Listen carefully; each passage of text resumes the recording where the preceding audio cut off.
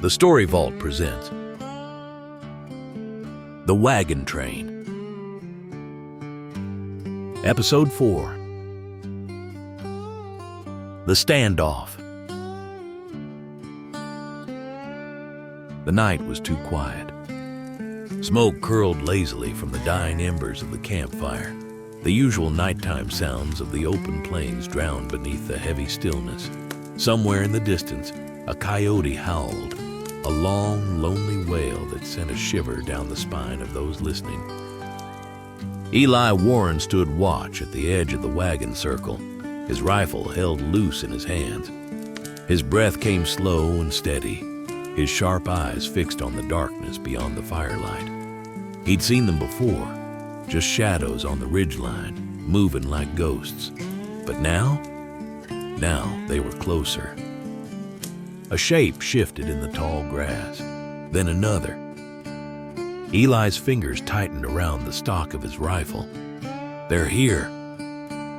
His voice was quiet, but it carried. Amos McGraw was already moving, boots crunching softly over dirt as he stepped forward. His duster coat billowed slightly with his stride, his revolver held low, ready. He had seen this before, the moment just before a fight. Behind him, Jim Carter pulled his rifle from the wagon, his knuckles white around the grip. His wife Liz clutched their daughter, Rose, close, but the young woman had her own eyes set on the darkness. From the other side of camp, Jesse Blackwell sighed. He stretched lazily where he sat on a wagon wheel, rolling his shoulders like a man unconcerned with the trouble on the horizon. "Well," he muttered, "guess we got company." A sharp whistle cut through the night. Then a gunshot. The crack of the rifle shattered the silence. Suddenly, the darkness erupted with movement. The settlers scrambled for cover as flashes of muzzle fire lit up the plains. Shadows ducked and weaved between the tall grass, figures just beyond reach, their gunshots ringing out from the blackness. Amos dropped to a knee behind a wagon wheel, aiming into the night. He didn't fire, not yet. He needed to see them, needed to understand who they were fighting. Jesse Blackwell, however, was quicker. His revolver barked once, then twice, each shot followed by a grunt from the darkness.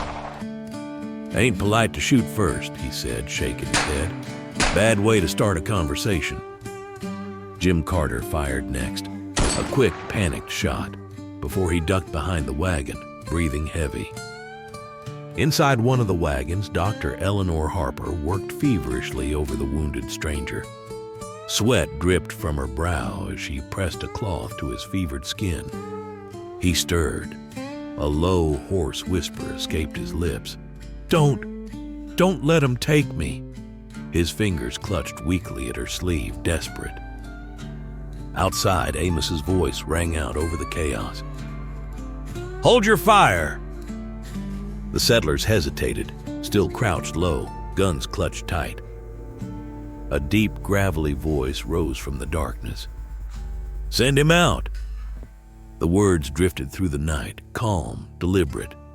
Whoever this was, they weren't afraid. Amos stood slowly, stepping forward. "Who are you?" His voice was firm.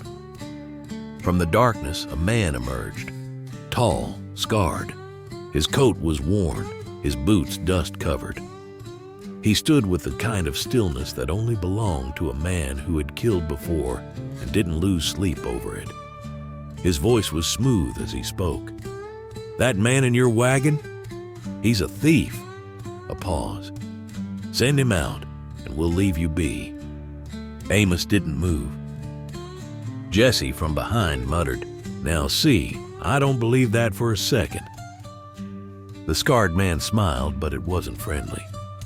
"Then you'll all die for him." A rustling near the wagons. Rose Carter turned, just in time to see one of the attackers creeping through the camp. He was close, too close. Her breath caught in her throat, her heart pounded. The man lunged, her pistol shook. She fired. The gunshot rang out like a clap of thunder. The man stumbled back, clutching his leg. A ragged curse escaped his lips as he staggered into the darkness, retreating. Rose froze, her breath shallow. She had never shot a man before. Jim Carter, her father, turned, eyes wide. For the first time, he looked at his daughter not just as a girl, but as something more. The night erupted again. Eli Warren fired, his shot striking true. Jesse Blackwell's revolver snapped off 2 quick shots, cold and efficient. Amos raised his gun, fired once. The scarred man snarled, signaling his men. Just like that, they vanished. Their shadows melted into the darkness, disappearing as quickly as they had come. Silence. The settlers stayed frozen in place, hearts pounding. They had survived, for now. The camp was a mess. Smoke drifted in the air. A wagon smoldered, its wheel partially burned.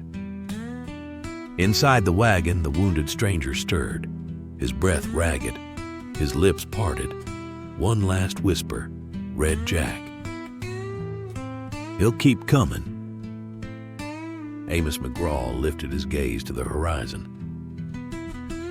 And there, far off in the distance, a single rider sat atop a ridge, watching. The figure sat still as stone. Then he turned and disappeared into the west. They weren't safe, not yet, because Red Jack was coming, and the wagon train's troubles were just beginning. Who was Red Jack? Why was the stranger running? And how long before the wagon train faces him again? If you're enjoying the Wagon Train, hit like to support the series and subscribe so you don't miss the next episode.